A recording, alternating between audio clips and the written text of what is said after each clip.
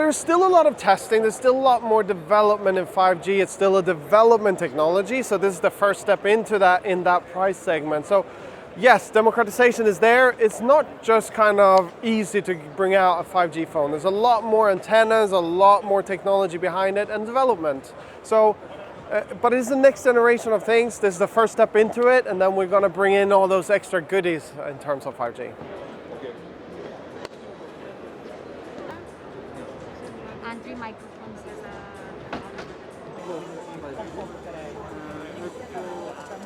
This will bring down the latency in terms of gaming, especially now the new trends in gaming. We have cloud streaming, so we have xCloud, GeForce now, all those different platforms that are coming in. And it is all about kind of bringing that seamless experience. You can't really do that on a 4G one. So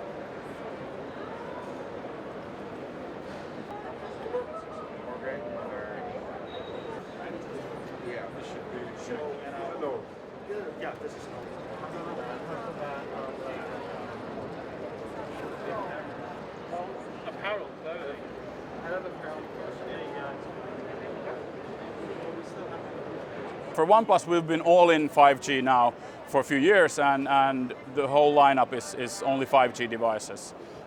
Starting from the flagships, obviously, but going down to more affordable with the Nord devices. And later this year, we're going to launch the most affordable 5G device in OnePlus portfolio yet.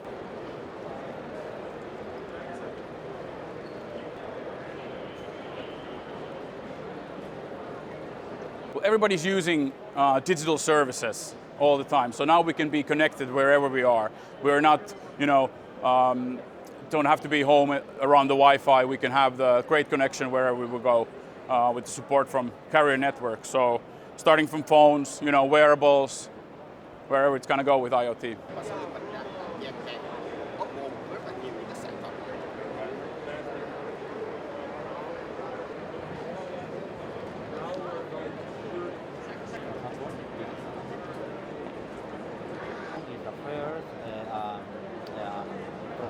We've seen the price for 5G handsets decline drastically since the launch, the first launch in 2019. So I think that's been a clear trend or a clear push by the industry, by the mobile handset OEMs at least, and the chip providers to push 5G into as many price tiers as possible, as quickly as possible.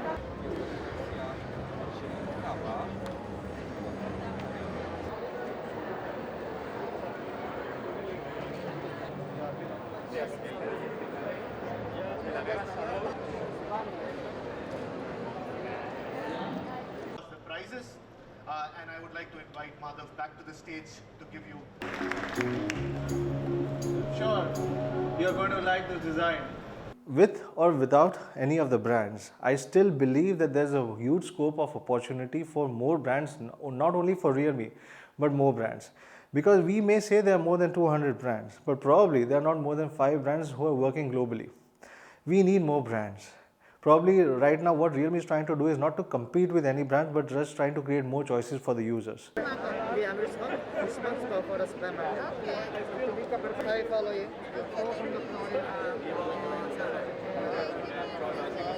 We didn't bring them there. Yeah, we didn't bring them there. So I'm not sure what the unbox therapy. It's so addictive. Our dart charging is so addictive that people once connected to it will never want to go back to the normal charging solution, which is 10 watts or 18 watts.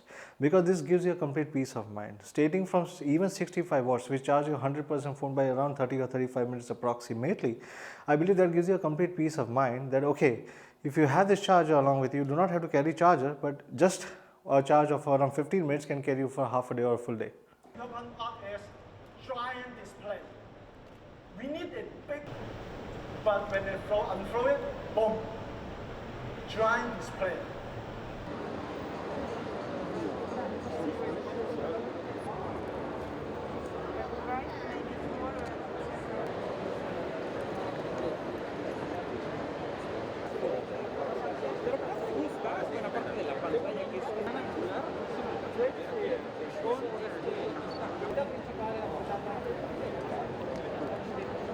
2 years later, the show's back and we're seeing a huge onslaught from big Chinese manufacturers like Honor, Realme, Xiaomi, Oppo, all of whom are anxious to grab that void that's being left by Huawei. The problem for them is potentially it's not a big enough addressable market, and it's going to be a pay-to-play business. They have to put some big checks on the table to convince the channels to take their products, but also spend enormous amounts of money on marketing to make their brands stand out from the crowd.